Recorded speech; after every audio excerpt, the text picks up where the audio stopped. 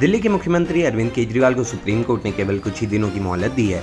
दिल्ली में हो रहे लोकसभा चुनाव के लिए फिर से एक बार अरविंद केजरीवाल ने कार्यभार संभाल लिया है। ऐसे में अरविंद केजरीवाल ने दिल्ली के अंदर कई रोड शो भी किए, जिनमें उन्होंने अपने घोषणा पत्र को भी प्रस्तुत किया और उसमें 10 गारंटियां भी प्रमुख रूप से दी गई हैं। अरविंद केजरीवाल का रोड शो पूरा इंडिया गठबंधन की ओर इशारा कर रहा था।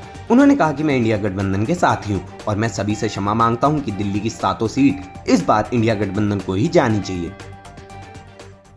मैं इंडिया अलायंस के सभी पार्टनर से, क्योंकि समय कम था, चुनाव आधा बीत चुका है, मैं माफी मांगता हूं उनसे।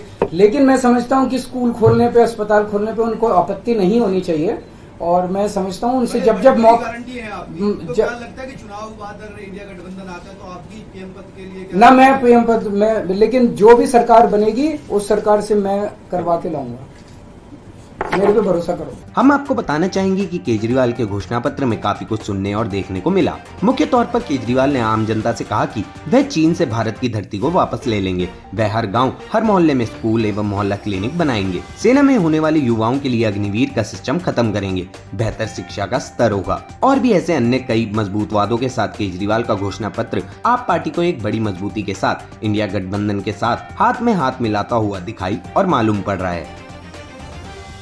देश के अंदर 24 घंटे बिजली का इंतजाम करेंगे।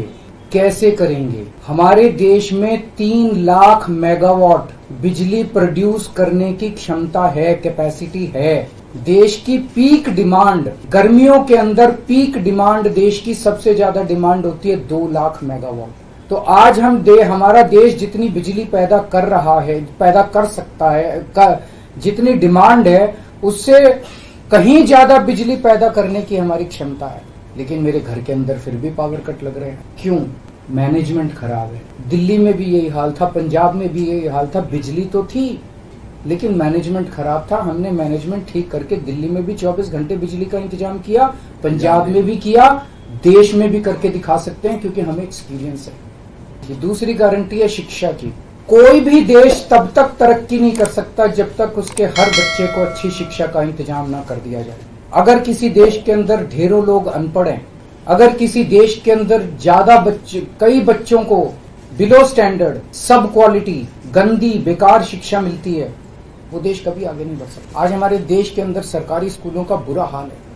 10 लाख सरकारी स्कूलों के अंदर 18 करोड़ बच्चे पढ़ते हैं जिनका कोई भविष्य नहीं। दिल्ली के अंदर हमने करके दिखाया, पंजाब के अंदर करके दिखाया। देश के सारे सरकारी स्कूलों को शानदार बनाएंगे, अच्छे बनाएंगे, प्राइवेट स्कूलों से भी बेहतर बनाएंगे और इस देश के अंदर पैदा होने वाले हर बच्चे के लिए, चाहे वो अमीर का बच्चा हो चाहे गरीब का बच्चा हो, अच्छी, शानदार और फ्री शिक्षा का इंतजाम किया जाएगा।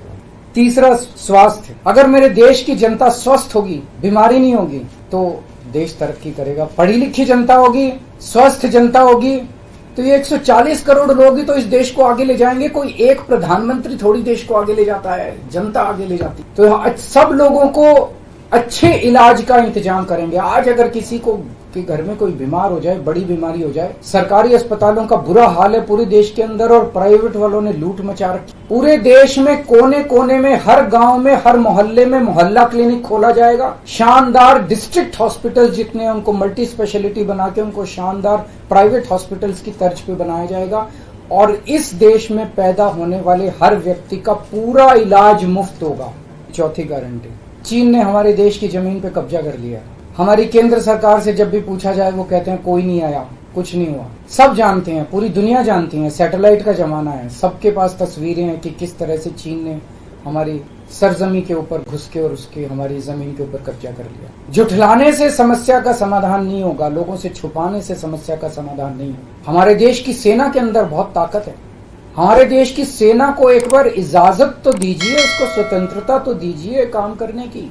वो देखिए आपको जीत के लाती है। तो हमारे देश की जितनी जमीन पे चाइना ने कब्जा किया हुआ है, उस जमीन को चाइना के कब्जे से छुड़वाएंगे। देखा जा रहा है कि अरविंद केजरीवाल अपने प्रशासनिक एवं अधिकारियों का प्रयोग करते हुए चुनावी रैली में लगातार जनता को संबोधन कर रहे हैं और इंडिया गठबंधन की जीत की मांग कर रहे हैं। क्या सही में अरविंद केजरीवाल 20 दिनों के बाद जेल चले जाएंगे? लेकिन अरविंद केजरीवाल ने जिस प्रकार से जेल से बाहर आने के बाद चुनाव के लिए कमर कसी है, वह देखते ही बनती है।